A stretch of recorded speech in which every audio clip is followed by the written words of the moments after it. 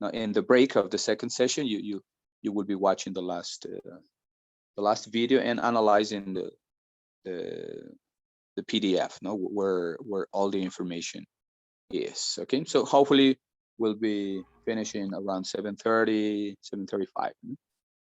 Great. Yeah, and of course the topic today, as you saw earlier, as you could see earlier, is scoring rubrics and scoring students' performance, no? Scoring students' test performance and reporting the results, which is chapter 12 of the book, no? So with this, no, after doing this chapter, we will have completed all this book, language assessment for classroom teachers, no? Great, and so let me see how many people we have. Yeah, well, good, no? Almost 20 students is good. Yeah. Okay, so first I'm going to ask you, I'm going to ask Abby, I guess she's our host today, to open this document, this PDF. Maybe at the same time, Abby, you can also open the other one, and maybe alternatively we can switch from one to the other as we develop the topic. No, open this document. Se llama Unit 3 T4, theme number 4. No? But when you open it, it's scoring rubrics and evaluation. Please, Abby, can you do that? Yes, Prof. So first, what? The PDF, the PDF. Okay. First. Yes. Great. And so I'm going to start with what you exactly with what you can see right here at the beginning of this PDF. No, these questions that you have here. No, right. Okay. Because I understand that at some point, everybody, all of us have experienced what you can read here. No, that you've given your students a test. No, and after the students have done the test, you have all this information and you don't know how to score their responses, no? Right? And as teachers, we've had, maybe all of these or most of the questions that you have in the list here. No? For example, how many points should each test be worth? No? Task be worth? If all the tasks count, if some of these tasks count more than others, no? If you should give multiple points, no, for the two tasks that are most difficult or more important, or if you want to give partial points, no, for tasks that are less important. No? Right. Another question that you may have asked is, what's the best way to get a total score for the test? If you can give your students grades or marks that appropriately reflect on their achievement, right? Yeah, because maybe, say that you give your students a test on one day, no, and students were not ready. Now, maybe you decided that you're gonna give them a test without much previous notice, and so they don't have much time to prepare, or maybe the instructions before the test were not clear, no? And that has to do with the administrative procedures that we saw last Thursday, no? And so you're surprised with the results, no? Because you have a very good students, excellent students with very poor grades, no? So you want to make sure that your students' grades or marks reflect their achievement, and sometimes they don't. So what do you do in that case? No? And the last one has to do with reporting. How do you report your students' achievement in ways that everybody can understand? And especially, well, the students first, and then of course, for example, the other stakeholders. For example, their parents, maybe other teachers, maybe if other people are involved, authorities of the school, if they are doing a follow-up on the students, maybe they want to know exactly how to interpret the results, and so you have to make a clear report. So okay, so so I'd like to hear from you guys, you with your experience already as teachers. Maybe you can also refer to experiences as students, when you also had all these questions going on in your mind. So please, I'd like to hear from you. Any experiences? How many of these questions have you experienced? What problems maybe these or other questions that you had in mind concerning your students' scoring? Please. You mean using a process to, like an standardized process in order to assess their performance, the students' performance, something like that? Well, we can discuss that later. What I want to know is you, as a teacher, have had these questions, that are listed here. 1, 2, 3, 4, 5, 6. If you have ever experienced one of these 6 or many of these 6 questions in your professional practice, that's what I want to know. Well, usually there is no standardized test other than the exam should be over 20 points or over 10 points, and you can arrange the questions pretty much as you like, and well, that's what I have seen. But also, knowing how to grade each question is something that is not taught, but Taught. is something that you arrange in your mind, and you distribute the points in the test by your own standards, something like that I have seen. Yeah. Right. Okay. Yes. I know. I agree with you that on the with I mean, as the years go by, we get new skills. We understand how things work in the school. We understand the procedures, right? And then we somehow come up with our own way to work out all these elements, like you said, sometimes we even improvise and say, well, the score is 20 points, so all I have to do is to make it work, with my own arrangements, so that the grade is 20, and we go by like this, we get by like this, because that way you are compelling with all the requirements of the school. Perfect, yeah. But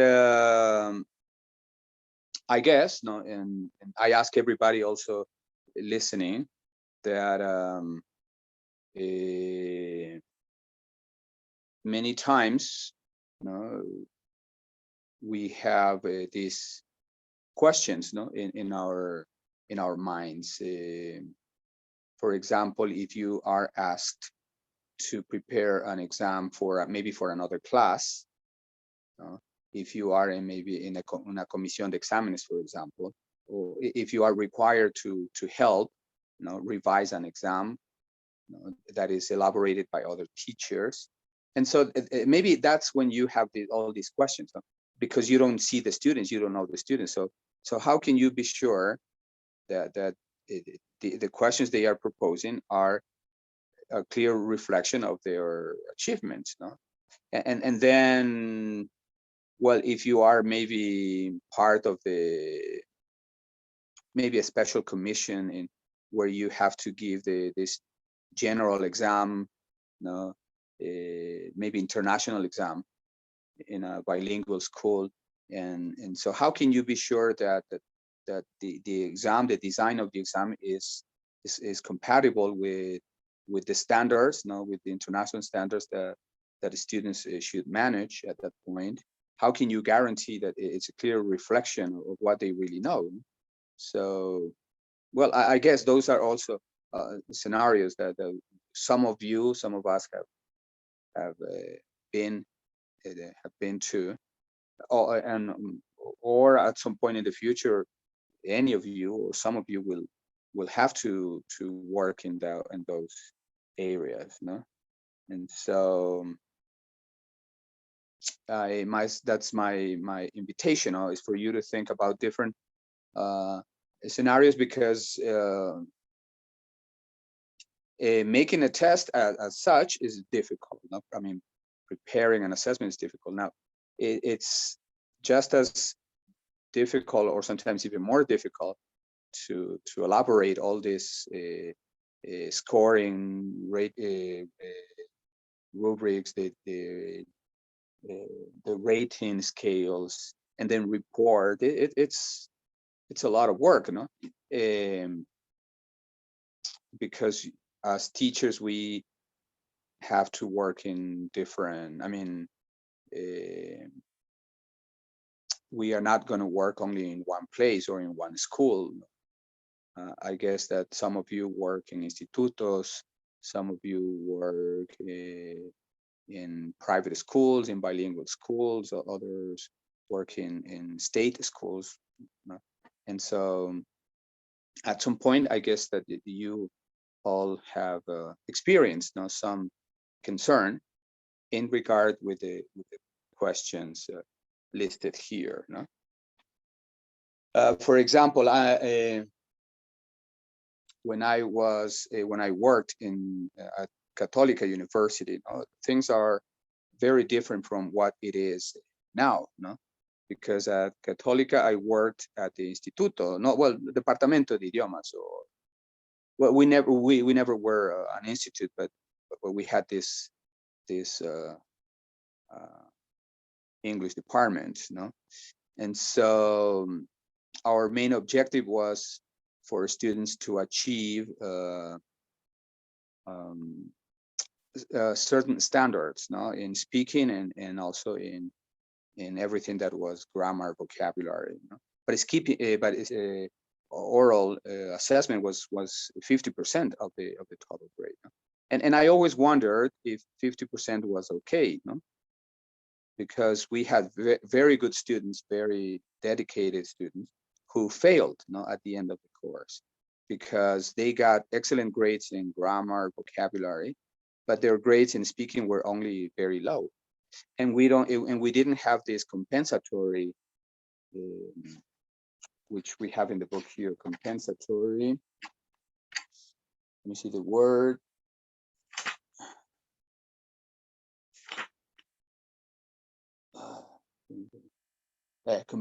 Compensatory composite score.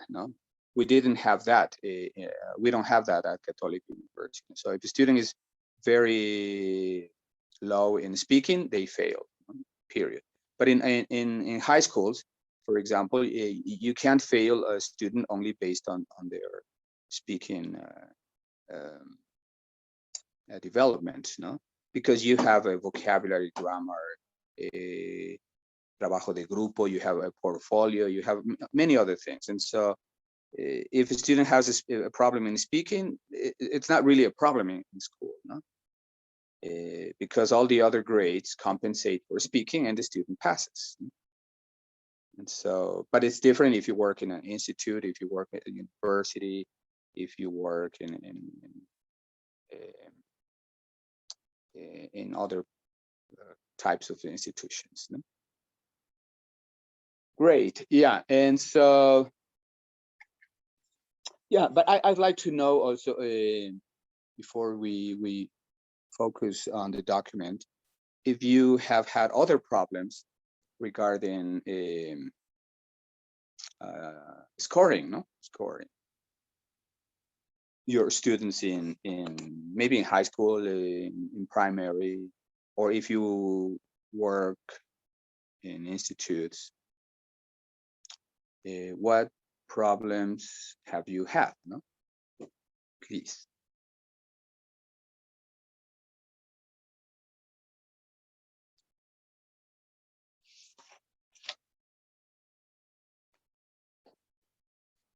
Prof.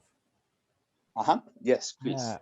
I remember one time when I was correcting some tests that I encountered a lot of grammar mistakes.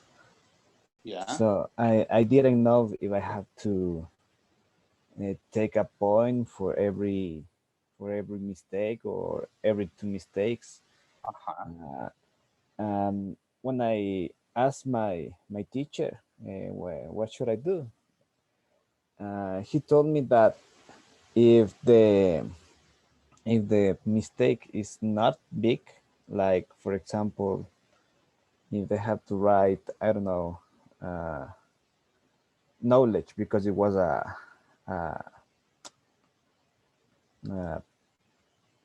bachillerato. I was in bachillerato, so Yes. he told me that if there's like a letter that is missing, or maybe he exchanged positions with letters, it was okay.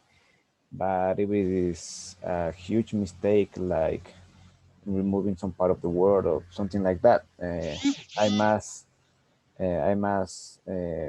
put the answer as like it was incorrect. And with that problem, I was very, I don't know how to say, confused, because Yeah. if I do that, many students will have low grades, because in test there was a part like they supposed to write some sentence, and most of the sentence were had a lot of mistakes, a lot of grammar mistakes. So if I do that, I would perjudicate the student. So what I do and what I did was like, be like, I remember like for 3 mistakes, I take 1 point less, Yeah. and so I think it was very challenging because I didn't know what to do. But when I came out with an answer, it was so much easy to Yeah, a correct relief. all the tests. So that was one thing that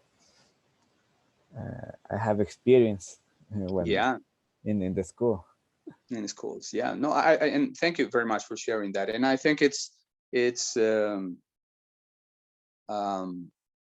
what many of you guys, me also included, have experienced, no? Because it's a productive skill, no, that you want to make sure that the students reach at least the standards, no? And then, like you say, no, you find yourself in trouble when reading something, and they have, for example, in 5 lines, they have more than 20 mistakes, no? So you feel like, well, the student can't write and he deserves 0, no? But there's no such thing as 0 in writing, unless the student writes nothing, no? But if they write, I mean, something must be right, no? And like you, one of the solutions was that, no, that we agreed with all my fellow teachers, my colleagues, we agreed that 3 mistakes, 1 point less, no? Or we decided that 3 big mistakes, like this, and also 5 little mistakes, also 1 point. And we always had this discussion, you know, that if when it came to writing, if we should correct also grammar and also misspelling of the words, misuse of words, you know? And so it's confusing, no? It's confusing. Right. The same happens for speaking, no? The same happens for speaking, which is the other productive skill. No?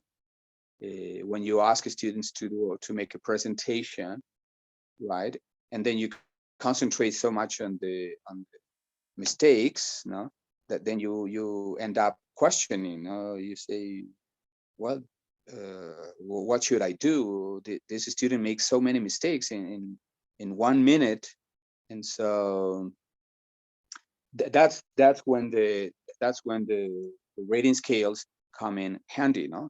Because they help us concentrate and focus on what really is important at that level, no? And the students know, I mean, well, ideally, and I would say also well, first ideally, and then of course, as a must, students need to know the rubric that you are using. You should practice this type of exercise with them in class, so they are familiar with the rubrics and they are familiar with the rating scales and everything. And so, because let's keep in mind that one of the objectives of the rating scales should be, maybe it's not always, I mean, it rarely happens, but it should be that one of the objectives that students get some kind of motivation or challenge when they see these rubrics. They know, I mean, some of them feel that if they apply themselves a little more, no, si se esfuerzan un poco más, they could go on from 3 points to 4 points, no, in one of the categories. No, they say, well, I can improve my pronunciation. Maybe if I practice, if I use someone's help, and I practice those words that are difficult, maybe I can improve. And so the objective should be that the students encourage themselves to do better. No? And of course, it's difficult, no, to get to this point, but there are students who always want to improve themselves, you know? And so that is also something that I have experienced. Many of you have experienced, no? That we want to sometimes we don't know what to do when students make so many mistakes, but we have to focus on what the task is asking and what are the los parámetros. So that's why rubrics are designed, you know, to keep you focused on what you should be assessing, no? And don't go off the line because you hear or you see other mistakes. No? Great, thank you. Thanks for sharing that. Well, if you have time to analyze this chapter 12, you know, in the after the questions, you have a little summary of what is discussed in this chapter, no? And so number 1 is procedures for arriving at scores for individual test tasks or items. No? That's the first page, first, second page. Then procedures for combining item scores to arrive at a total test score that would be reported to stakeholders. Also, multiple parts, no, of the test are discussed, are analyzed, or multiple tests given at different times for arriving at the scores, grades, or marks that can be reported to stakeholders. And finally, in the last section of the chapter, they describe problems with interpreting raw scores and discuss ways for making test scores meaningful. So all 5 topics are very interesting. All of them are important to handle. Maybe depending on your obligations in school, and in terms of maybe or maybe in terms of practicality, you want to learn some particular aspects. Well, of course, you can focus more deeply in one of these 5 subtopics.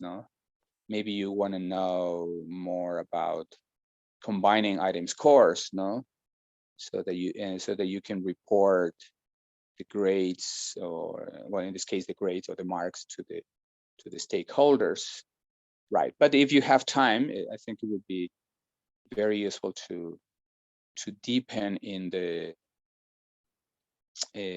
development of all 5 questions here, in this chapter 12. Great.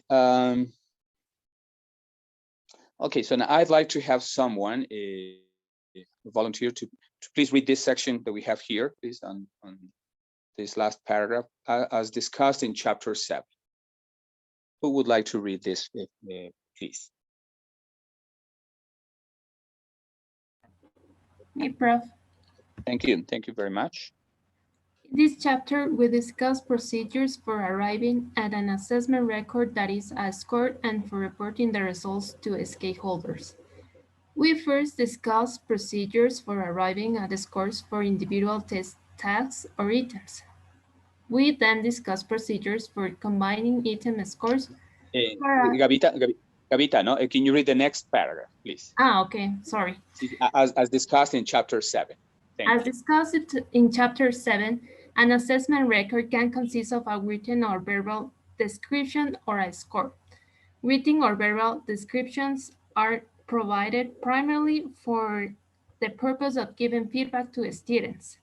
These descriptions can vary greatly from a single word or phrase to lengthy explanations referring to specific aspects of a student's performance in relationship to the particular learning objectives that were assessed. Furthermore, the content and form of this feedback needs to be tailored to the specific assessment and the individual needs of each student.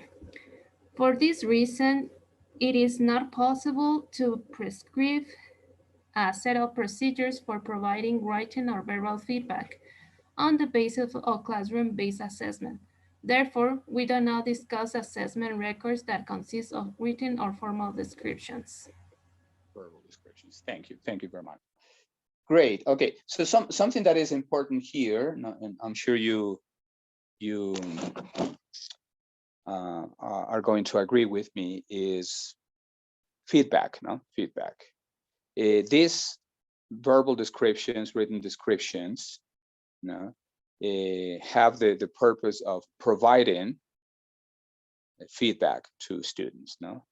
I think one of the uses of assessment should be that when you have all the information, you can provide the students with some feedback. And so let's not forget that.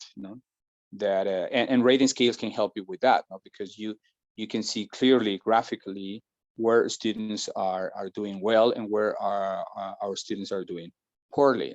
And so then the next day you can give them this feedback.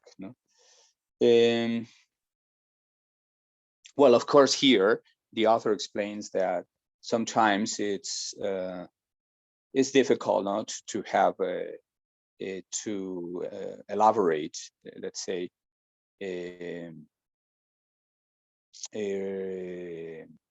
assessment records that consist of written or verbal descriptions, but it's important to know that when you can, it's going to be very useful for students. Yeah, great. So can we go on to the next page, please? Thank you very much. Right, that is scoring individual task or items. No? Right, okay. Well, here the author starts with a reminder of what was seen in chapter 8, no? That when you elaborate assessment task templates, no? One component, no, an essential component is the scoring method, no?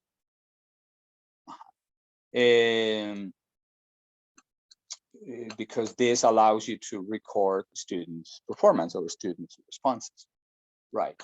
And so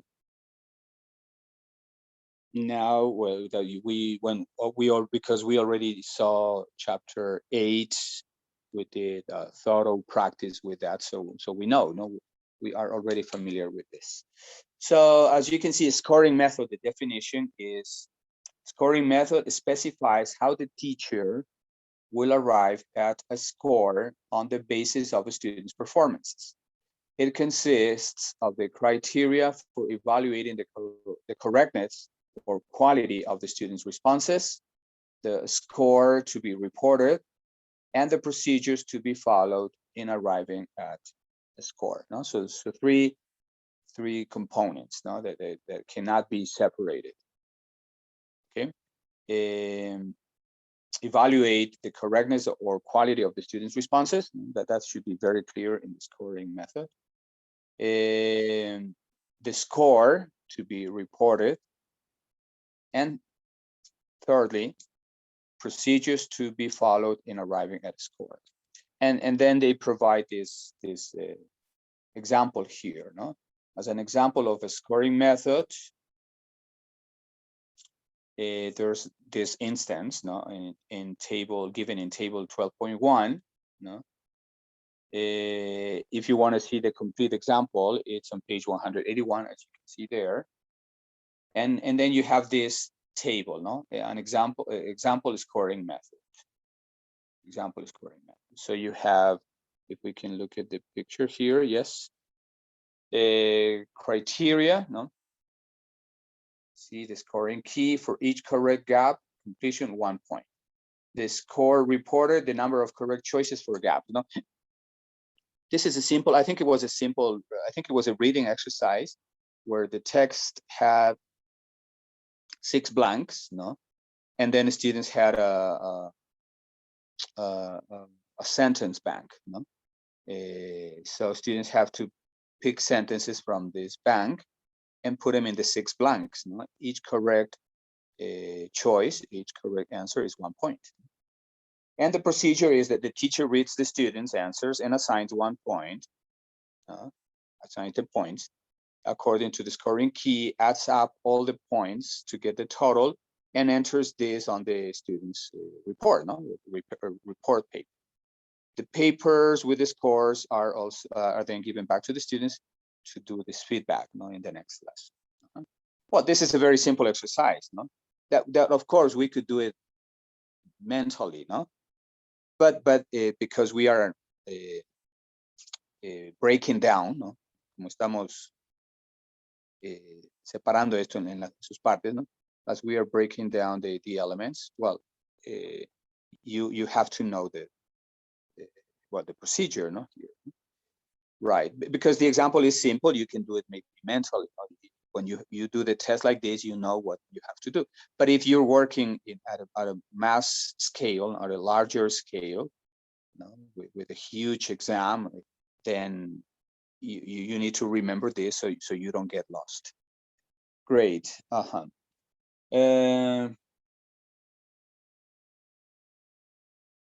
Yeah, and so the scoring method, if we can read it down here, it says, the scoring method is an essential component of the assessment task template that you will use for creating assessment tasks.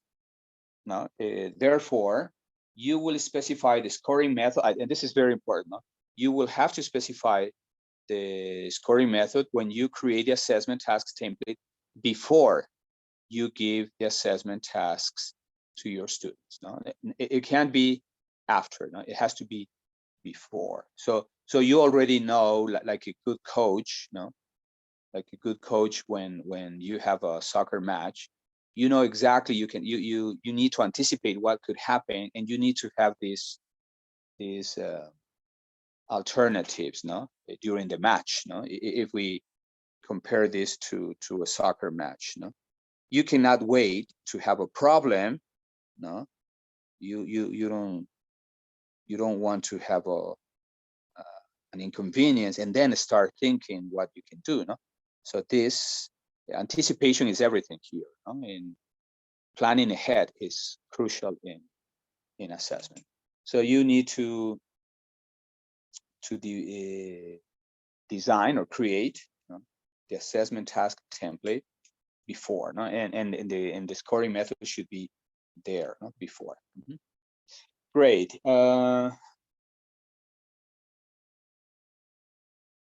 Great.